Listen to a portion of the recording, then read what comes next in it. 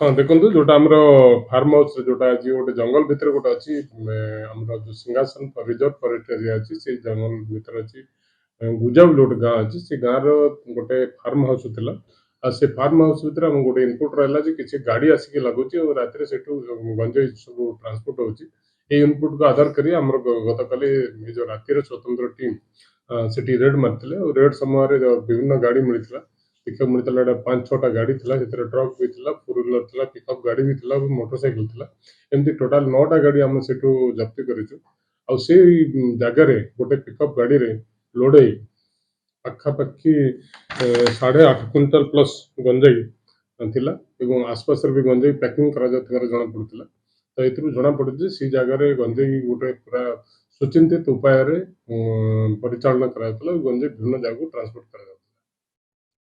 ଆଉ ଏ ସଂକ୍ରାନ୍ତରେ ଆମର ଉଲଣ୍ଡା ପୋଲିସ ଷ୍ଟେସନରେ ଗୋଟେ କେସ୍ ରେଜିଷ୍ଟ୍ରେସନ ହେଇଛି ଏବଂ କେସ୍‌ରେ ବର୍ତ୍ତମାନ ସୁଦ୍ଧା 4 ଜଣ ଲୋକଙ୍କୁ ଅଟକ ରଖାଯାଇଛି।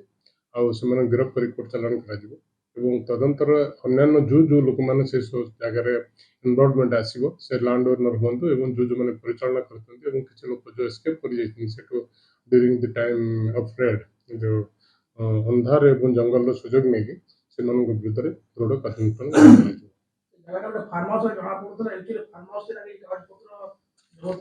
ନାଇଁ, ବର୍ତ୍ତମାନ ସୁଦ୍ଧା କାଗଜପତ୍ର ଜବତ ହେଇନାହିଁ, କିନ୍ତୁ ଲୋକାଲ ଆର୍ଆଇ ଯୋଉ ଆମ ରେଭିନ୍ୟୁ ଡିପାର୍ଟମେଣ୍ଟକୁ ତାଙ୍କୁ ଦିଆଯାଇଥିଲା ସେଥିରୁ କିଛି ଜାଗା ମାନେ କିଛି ପର୍ସନ ଜାଗା ଅଛି।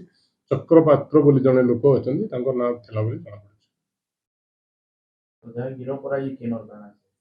ଯୋଉମାନେ ଗିରଫ କରାଯାଇଛନ୍ତି ସେମାନେ ଅଛନ୍ତି, ବୌଦ୍ଧର କିଛି ଅଛନ୍ତି, ଆଉ ଆମ ସୁବର୍ଣ୍ଣପୁରର ମାତ୍ର ଜଣେ ଅଛେ, ଆଉ ସମ୍ବଲପୁରର ଜଣେ ଅଛନ୍ତି, ଆଉ ଏମ୍ପିର ଜଣେ ଅଛନ୍ତି। 4 ଜଣ ଲୋକଙ୍କୁ ଗିରଫ କରାଯାଇଛି। ନାଇଁ, ଗତକାଲି ଯୋଉଟା ମାନେ ଆମର ଯୋଉ ରାତିରେ ଯୋଉଟା ଧରାଗଲା ସେଥିରେ ପାଖାପାଖି ଆମର ଥିଲା 853 କେଜି ଗଞ୍ଜା। ତ ଏଟା ଯାହା ଜଣାପଡୁଛି ଆମର ତ ଯେହେତୁ ସୋନପୁର ଜିଲ୍ଲାରେ କୌଣସି ଗଞ୍ଜାର କଲ୍ଟିଭେସନର କିଛି ପ୍ରମାଣ ନାହିଁ, ତ ଆମେ ଭାବୁଛୁ ନେବରିଂ ପୋଲିସ ଷ୍ଟେସନ ନେବରିଂ ଡିଷ୍ଟ୍ରିକ୍ଟ ମାନଙ୍କରେ ଯୋଉ ଗଞ୍ଜା କଲ୍ଟିଭେସନ ଯୋଉ ଜାଗା ରହୁଛି ସେମାନେ ଏଠୁ ଗଞ୍ଜା ପ୍ରୋକ୍ୟୁର କରି ଆଣି ସେଠି ତାକୁ ପୁଣି ପ୍ୟାକିଂ କରି ବିଭିନ୍ନ ଜାଗାକୁ ଟ୍ରାନ୍ସପୋର୍ଟ